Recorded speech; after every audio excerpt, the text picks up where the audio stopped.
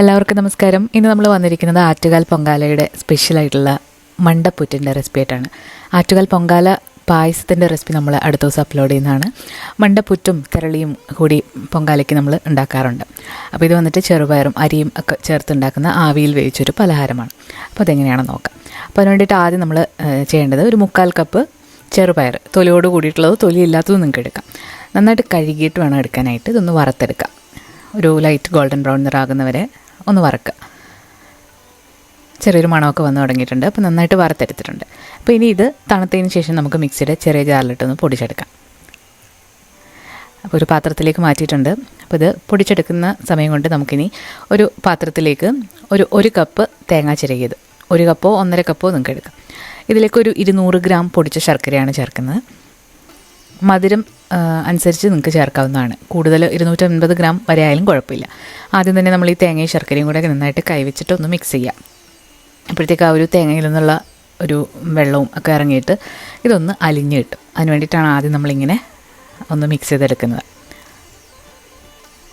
ഇനി ഇതിലേക്ക് നമ്മൾ നല്ലൊരു ഫ്ലേവറിന് വേണ്ടിയിട്ട് ചേർത്ത് കൊടുക്കുന്നത് ചുക്കുപൊടിയും അതുപോലെ തന്നെ ഏലക്കാപ്പൊടിയാണ്.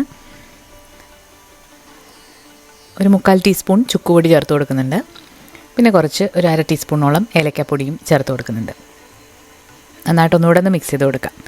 ഇനി നമ്മളിതിലേക്ക് ചേർക്കാൻ പോകുന്നത് വറുത്തരിപ്പൊടിയാണ്. 1 കപ്പ് വറുത്തരിപ്പൊടി. അപ്പം ഇടിയപ്പത്തിനൊക്കെ ഉപയോഗിക്കുന്ന പൊടി എടുക്കാം, അല്ലാന്നുണ്ടെങ്കിൽ അരി കുതിർത്ത് നന്നായിട്ട് പൊടിച്ചിട്ട് വറുത്ത് എടുത്താലും മതി.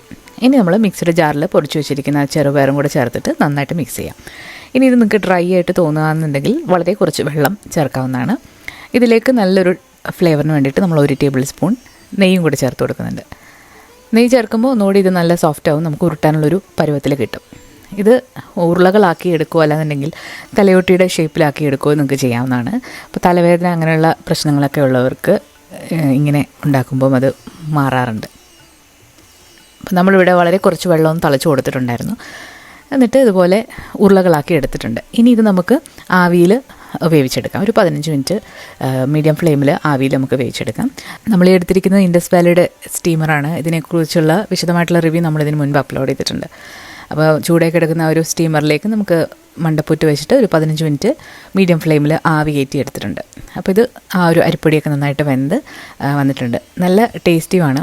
അപ്പോൾ നമ്മൾ പൊങ്കാലയ്ക്കൊക്കെ നമ്മളിത് നേദിക്കുമ്പോൾ എല്ലാ പൂജയൊക്കെ കഴിഞ്ഞിട്ട് ശേഷം മാത്രം ഇത് ടേസ്റ്റ് ചെയ്ത് നോക്കാം.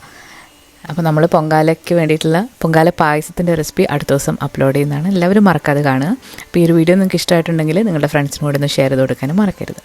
അപ്പോൾ പുതിയൊരു വീഡിയോ ആയിട്ട് അടുത്ത ദിവസം കാണാം. താങ്ക്